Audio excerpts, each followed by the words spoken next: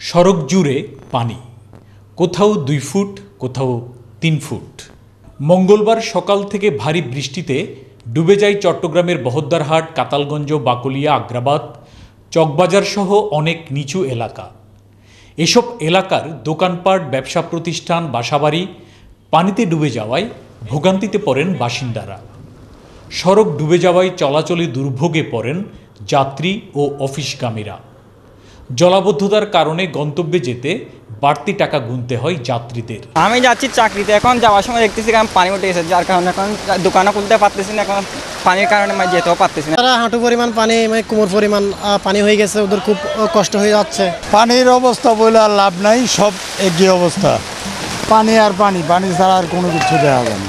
পানি সবসময় পানি উঠে এবং ব্যবসায়িক ক্ষতি হচ্ছে, গাড়ি ঘোড়া বন্ধ, সিএনজি বন্ধ, সব বন্ধ।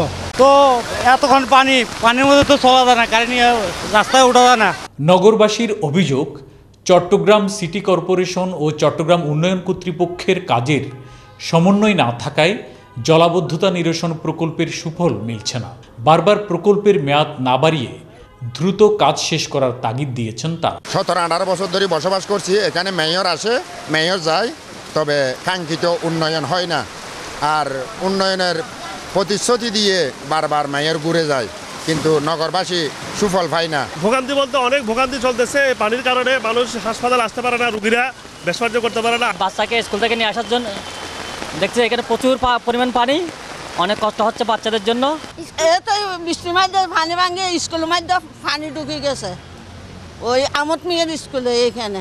পানি কি আর ভাড়া পাওয়া যায় ভাই, যে এতখানি করে পানি রাস্তায়, এর মধ্যে মানুষ নেই, কেউ নেই। চট্টগ্রামের জলাবদ্ধতার সমস্যা নিরসনে 2017 সালে 10,000 কোটি টাকার প্রকল্প কাজ হাতে নেওয়া হয়। 2022 সালে কাজ শেষ হওয়ার কথা থাকলেও 2026 পর্যন্ত বেড়েছে প্রকল্পের মেয়াদ। প্রণবেশ চক্রবর্তী, 71, চট্টগ্রাম।